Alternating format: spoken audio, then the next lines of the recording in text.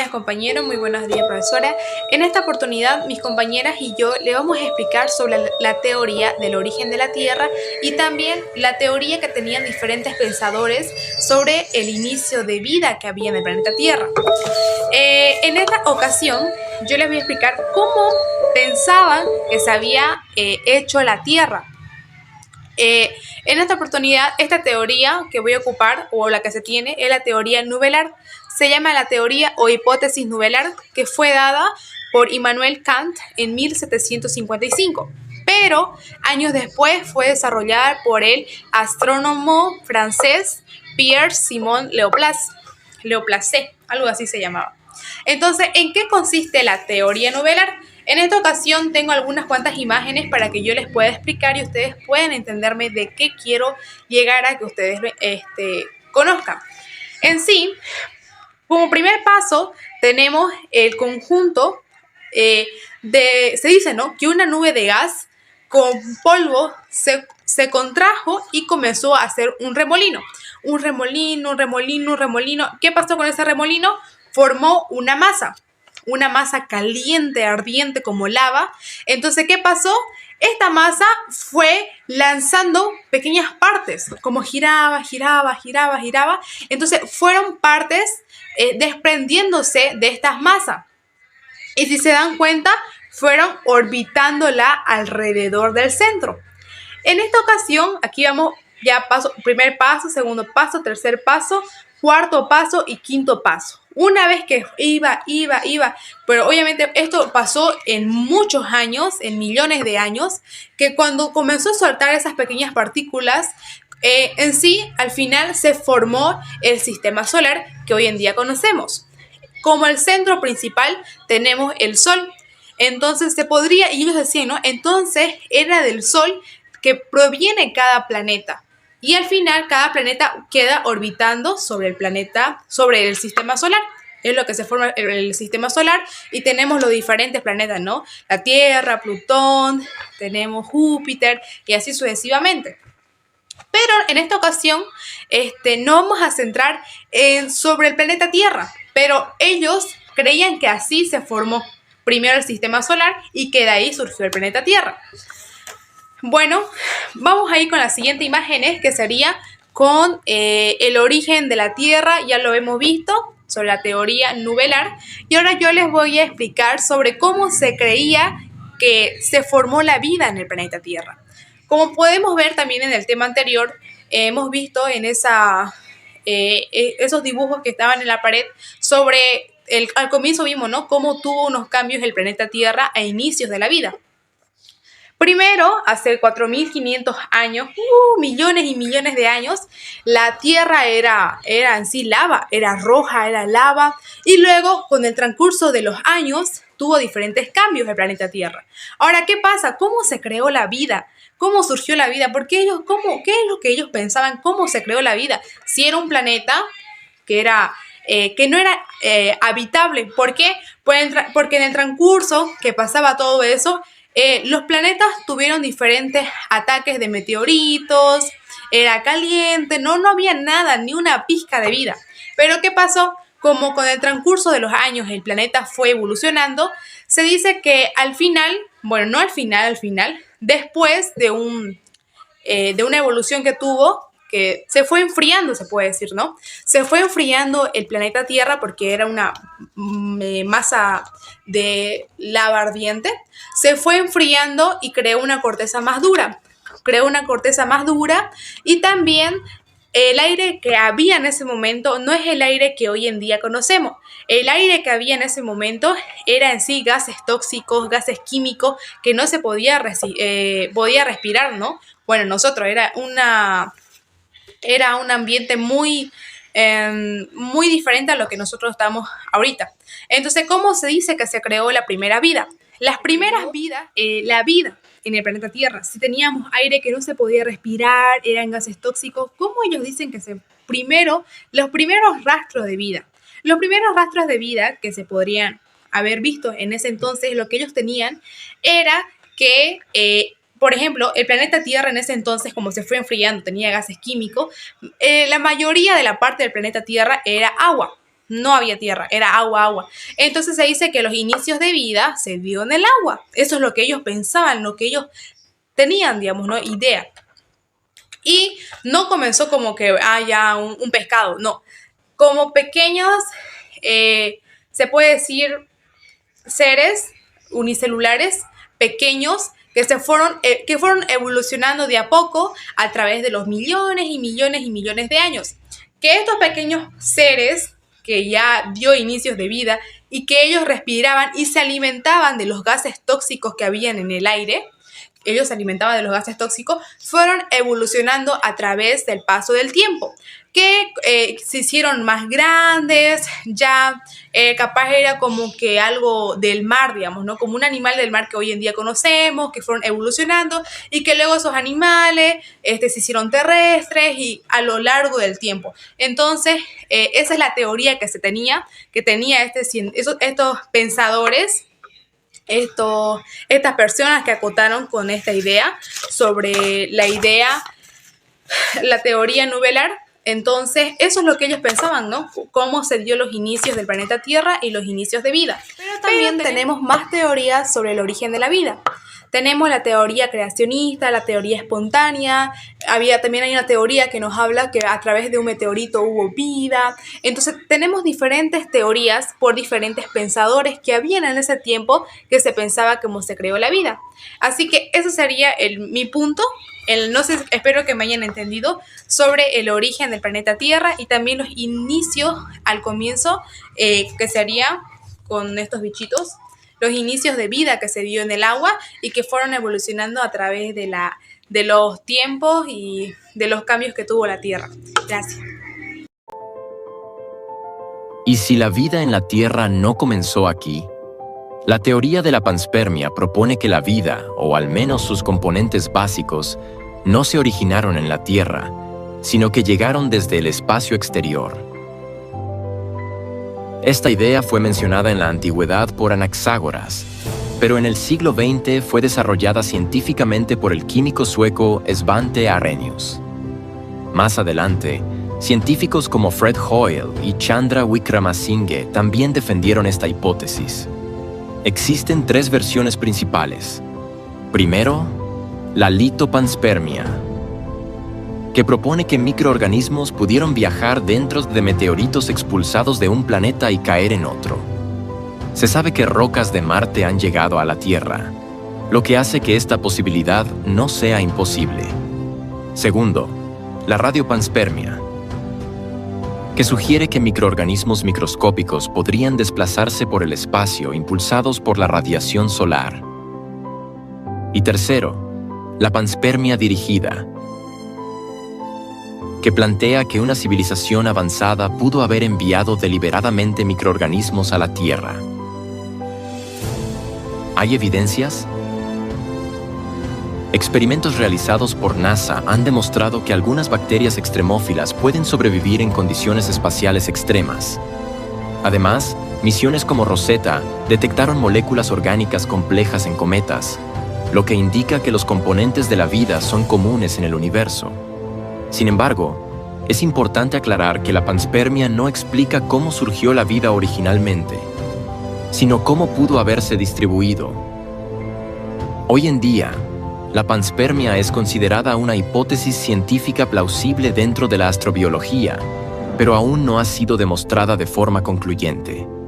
¿Y tú, crees que la vida comenzó aquí o vino del espacio? Muchas gracias por ver el video. Espero que te haya sido... Buenos días, profesora. Buenos días, compañeros. Yo les voy a explicar de lo que trataba el video. El video básicamente hablaba sobre la teoría cosmosónica o panspermia, que dice que la vida no se originó en la Tierra, sino que vino desde el espacio en forma de microorganismos o células. Estos eran transportados a través de ya sea meteoritos o cometas. Primero debemos saber qué es la panspermia, de dónde viene el término panspermia. La panspermia significa semilla por todas partes, que básicamente dice que la Tierra no fabricó la vida, sino que la vida fue sembrada en la Tierra.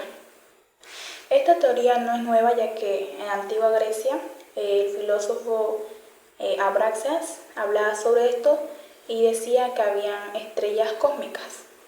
Pero ya científicamente, más adelante en el siglo XIX, Hermann Fischer ya lo profundizó más y el premio Nobel Svante Arrhenius propuso que la luz de las estrellas era lo que empujaba a estas pequeñas bacterias por todo el espacio, y estas bacterias buscaban un planeta con agua para poder prosperar ahí. La ciencia nos dice que hay 3 formas de viajar, en sí 3 tipos de cosmosónica o panspermia, que son la litopanspermia, la radiopanspermia y la panspermia dirigida. La litopanspermia es la más aceptada, ya que dice que los microorganismos o células, la vida en sí, viaja escondida dentro de un meteorito o un cometa, y es la roca del cometa o el meteorito la protege ya del frío extremo o la radiación del espacio. La radiopanspermia, aquí la vida viajaría como esporas por todo el espacio, impulsadas por la presión de la radiación de las estrellas. Y la panspermia dirigida, esta es la más polémica, ya que dice que la vida fue enviada a propósito a la Tierra por seres inteligentes de otro planeta, que enviaron la vida ahí para poder colonizar la Tierra. En sí hay teorías, pruebas de esta teoría, que son como el cometa Murchison, que cayó y ahí se encontraron aminoácidos que eran lo que componen el cuerpo del ser humano. Pero también hay muchas críticas. La principal es que esta teoría no explica cómo se originó la vida en la Tierra, solo explica que fue enviada, pero no explica cómo fue que se originó. Y también muchos científicos dudan de que esta teoría sea realidad. Gracias. La teoría de Oparin. La biología es la ciencia que estudia la vida en toda su complejidad.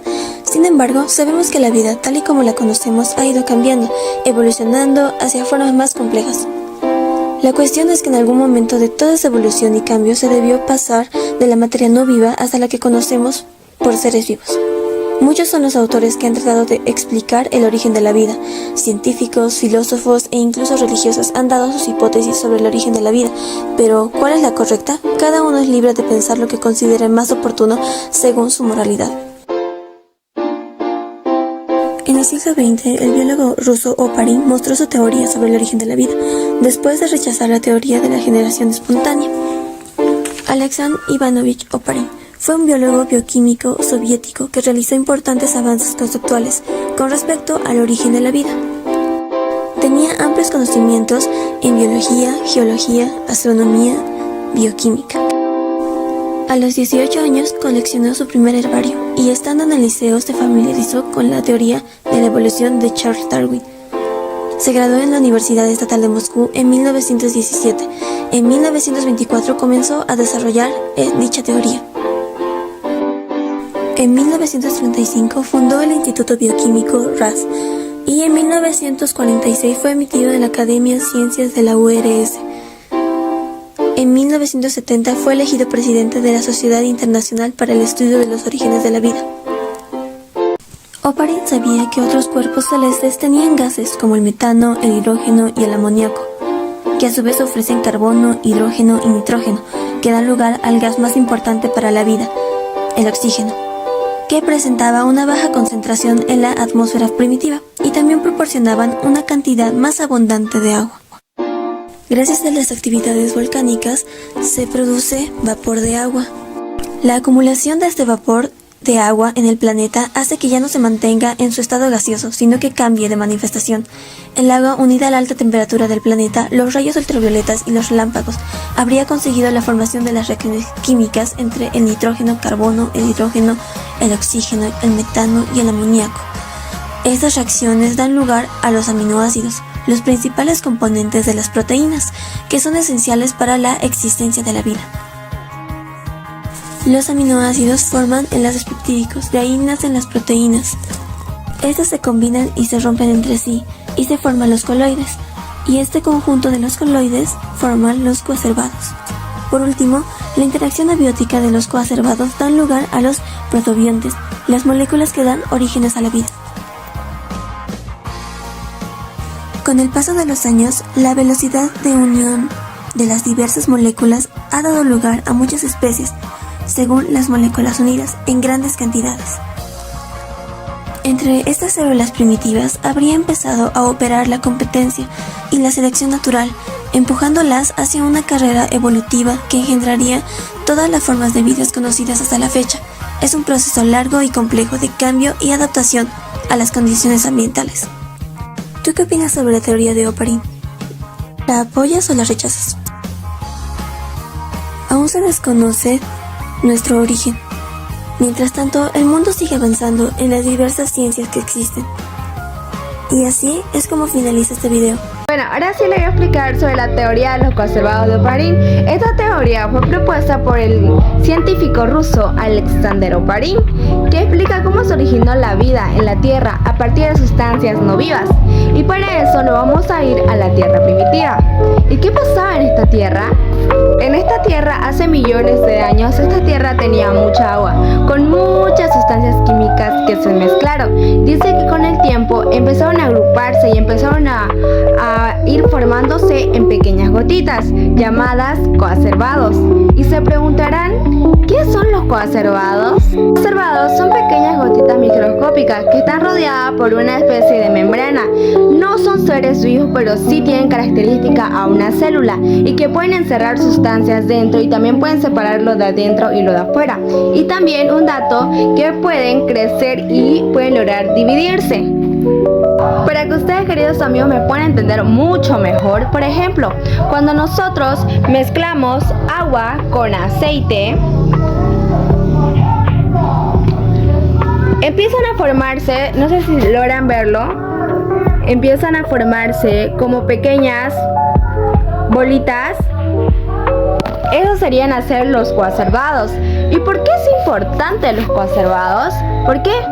Porque esta teoría nos explica cómo la vida puede originarse poco a poco. El primer paso que tenemos es la materia química y por siguiente viene a ser los coacervados y finalmente viene a ser las primeras células, porque ya les había dicho que los coacervados tienen características similares a las células, ¿no? Pero no son seres vivos. En conclusión de todo esto acá, para que ustedes me puedan entender mucho mejor y les sea más fácil poder comprender esta teoría, es que esta teoría no son seres vivos, o más bien dicho, los coacervados no son seres vivos. ¿Pero qué? Pero fueron el primer paso para la formación de la vida. ¿Por qué? Porque tienen características similares a la célula. Gracias, eso ha sido todo por hoy.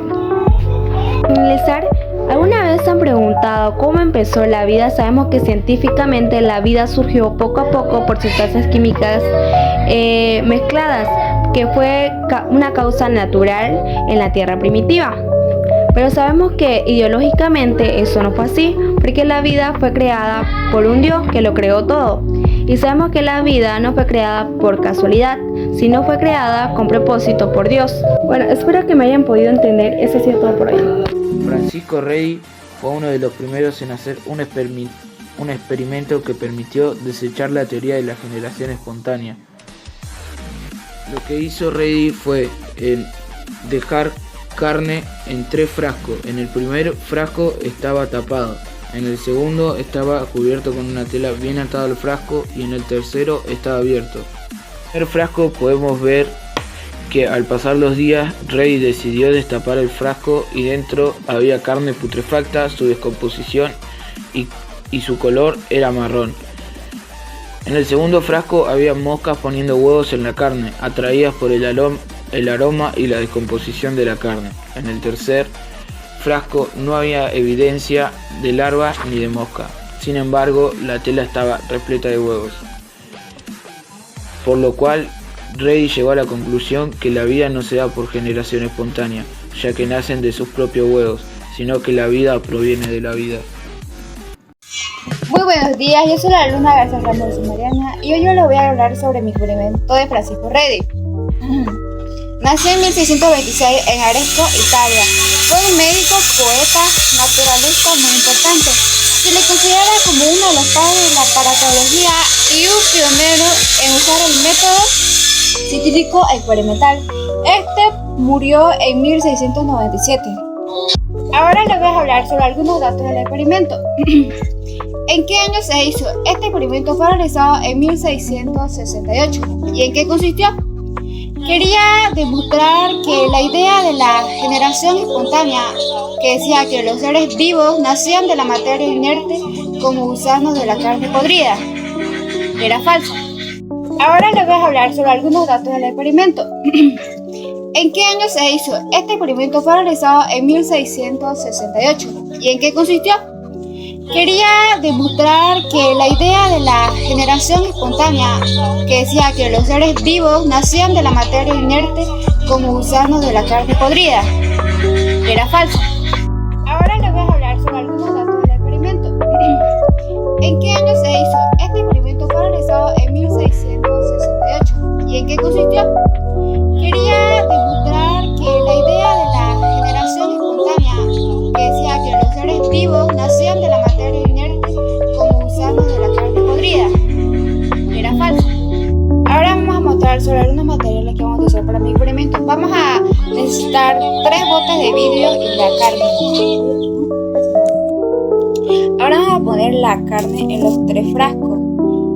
En la primera vamos a dejarlo destapado, en la segunda lo vamos a tapar con una tapa y en la tercera vamos a poner va a estar cubierto con una gasa o una tela fina. Ahora vamos a poner los trozos de carne en cada frasco. En el primero vamos a poner un trozo y vamos a dejarlo sin tapar. En el segundo vamos a poner otro trozo y en este lo vamos a tapar con su tapita. Y en el tercer frasco vamos a ponerlo y lo vamos a tapar con una tela. Así. Ahora vamos a esperar a los resultados de este experimento. Ahora aquí, como vemos, aquí están los resultados del experimento. Como se ve, el primer frasco está totalmente abierto. Entraron moscas, pusieron huevos y nacieron gusanos. En el segundo frasco, que estaba totalmente cerrado, ahí podemos observar que no entraron moscas y pusieron huevos y tampoco no nacieron gusanos.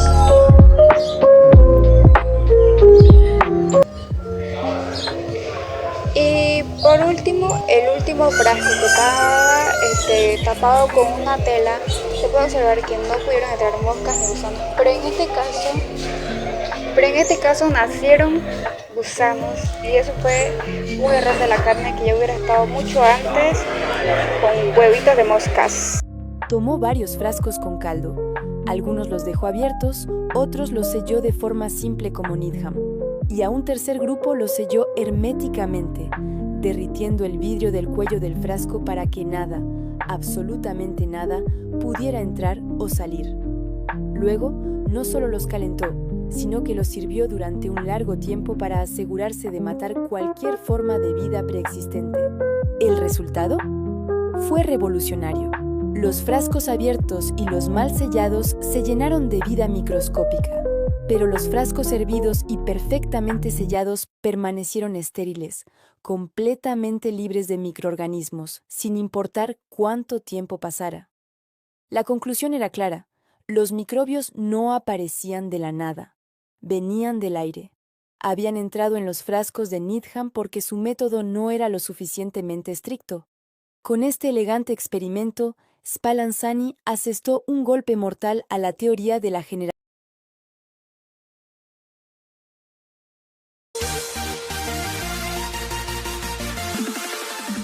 A lo largo de la historia han surgido diversas explicaciones acerca de cómo se formaron los primeros seres vivos y a pesar de los avances tecnológicos, la ciencia aún no ha podido determinar cuál es el verdadero origen de la vida. La teoría de la biogénesis nace en 1860 cuando Louis Pasteur diseñó matraces con la forma de cuello de cisne en los cuales vertió medio de cultivo nutritivo, el cual fue esterilizado por ebullición y los microorganismos quedaban atrapados en el cuello del matraz sin llegar al medio de cultivo, permaneciendo estéril hasta romper el cuello del matraz, y el medio de cultivo se descomponía por acción de los microorganismos que se encuentran en el aire. Así Pasteur llegó a la conclusión que todo ser vivo proviene de otro ser vivo. En pocas palabras, vida genera vida, demostrando que la vida no se origina espontáneamente, echando abajo la teoría de la generación espontánea.